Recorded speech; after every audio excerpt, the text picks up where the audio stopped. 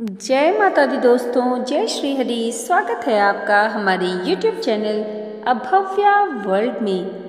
दोस्तों, आज की इस वीडियो में हम आपके लिए मार्गशीर्ष मास में प्रत्येक गुरुवार को किए जाने वाले महालक्ष्मी व्रत की कथा लेकर आए हैं। भारतवर्ष के सौराष्ट्र देश में द्वापर युग की यह कहानी है। सौराष्ट्र में उस समय भद्रश्रवा नाम के राजा थे। वे बड़े पराक्रमी राजा थे। 4 वेद, 6 शास्त्र, 18 पुराण का उन्हें ज्ञान था। उनकी रानी का नाम सूरत चंद्रिका था। रानी दिखने में सुंदर और सुलक्षणा थी तथा पतिव्रता थी। उन दोनों को 7 पुत्र तथा उसके बाद एक कन्या का वरदान मिला था। कन्या का नाम श्यामबाला था। एक बार महालक्ष्मी जी के मन में आया कि जाकर उस राजा के राजप्रसाद में रहे।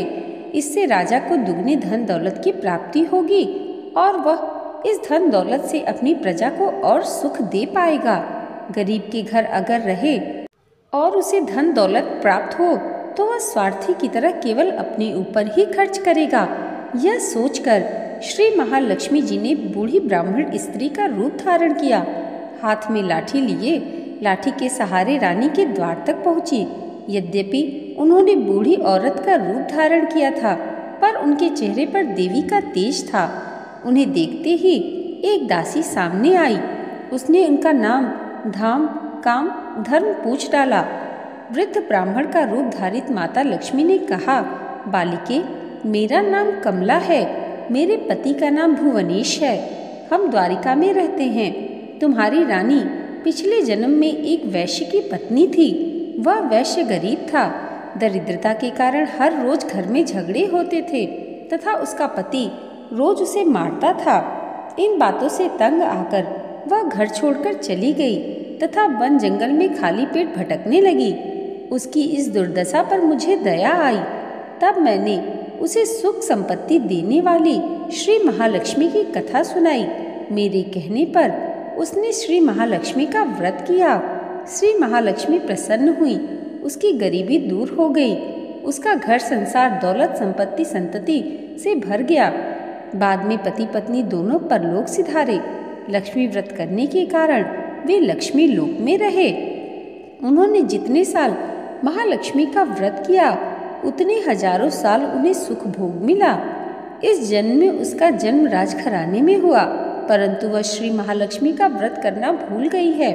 उसे यह याद दिलाने मैं यहाँ आई हूँ। बुढ़िया की बातें सुनकर दासी ने उन्हें प्रणाम किया तथा श्री महालक्ष्मी का व्रत किस तरह किया जाए इस बारे में पूछा। बुढ़िया रूप धारण किए हुए महालक्ष्मी माता ने दासी को पूजा की विधि तथा महिमा बताई। इसके बाद वह दासी माता को प्रणाम कर रानी को बताने अंदर चली गई। राजवैभव में रहते हुए रानी को अपने ऐश्वर्य का बहुत घमंड हुआ था।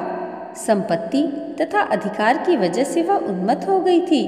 दासी द्वारा बताई गई बुढ़िया की बातें सुनकर वह आग बबूला होकर राजद्वार पर आकर बुढ़िया रूपी श्री महालक्ष्मी पर बरस पड़ी।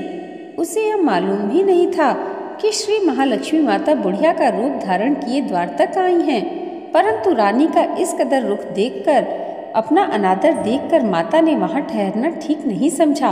वे वहां से चल पड़ी। राह में उन्हें राजकुमारी श्यामबाला मिली। उन्होंने श्यामबाला को सारी बात बताई। श्यामबाला ने अपनी ओर से श्री महालक्ष्मी माता से क्षमा मांगी। माता को उस पर दया आई। उन्होंने श्यामबाला को श्री महालक्ष्मी व्रत के बारे में बताया। उस दिन अगहन माह का पहला गुरुवार था। श्यामबाला ने परम श्रद्धा से श्री महालक्ष्मी का व्रत रखा। फलस्वरूप राजा सिद्धेश्वर के सुपुत्र मालाधर से उसका विवाह हुआ। वह धन दौलत ऐश्वर्य वैभव से माला माल हो गई। पति के साथ ससुराल में आनंद से दिन बिताने लगी। इधर श्री महालक्ष्मी का रानी पर प्रकोप हुआ। फलस्वरूप राजा भद्रश्रवा का राज्य एवं राज कारोबार नष्ट हो गया। यहाँ तक कि खाने के लाले पड़ गए। ऐसी हालत में एक दिन रानी ने राजा से निवेदन किया, हमारा दामाद इतना बड़ा राजा है, धनवान है, ऐश्वर्यशाली है, क्यों न उसके पास जाएं, अपना हाल उसे बताएंगे, वह जरूर हमारी मदद करेगा। इस बात पर राजा भद्रश्रवा दामाद के पास रवाना हुए।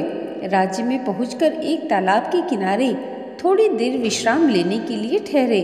तालाब से पानी लेने आते जाते दासियों ने उन्हें देखा।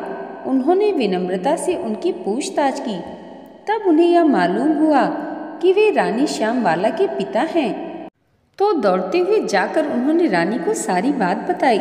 रानी ने दासी के हाथ राज परिधान भेजकर बड़े ठाट बाट से उनका स्वागत तथा आदर सत्कार किया, खान पान कराया। जब वे लौटने लगे तो सोने की मोहरों से भरा हुआ घड़ा दिया। राजा भद्रश्रवा जब वापस लौटे तो उन्हें देखकर रानी सूरज चंद्रिका खुश हुई। उन्होंने सोने की मोहरों से भरे घड़े का मुंह खोला, पर हाय भगवान, घड़ी में धन के बदले कोयले मिले। यह सब श्री महालक्ष्मी के प्रकोप से हुआ। इस प्रकार दुर्दशा में और कई दिन बीत गए। इस बार रानी स्वयं अपनी कन्या के पास गई।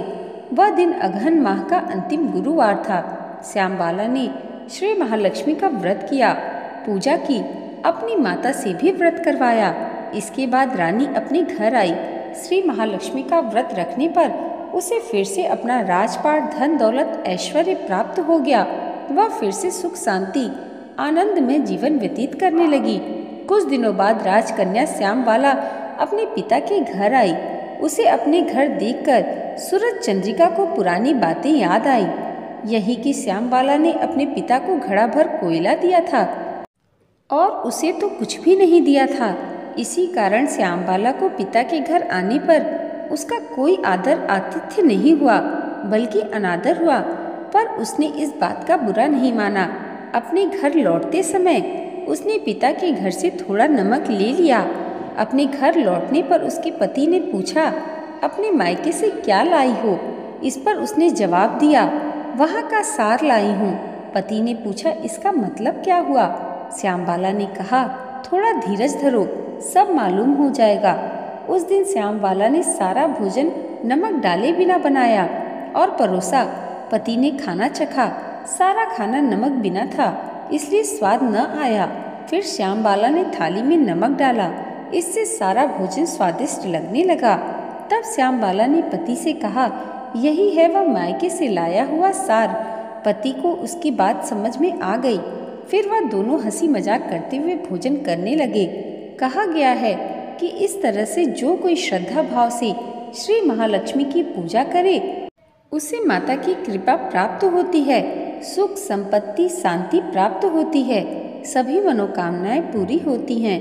परंतु यह सब प्राप्त होने पर माता की पूजा को भूलना नहीं चाहिए।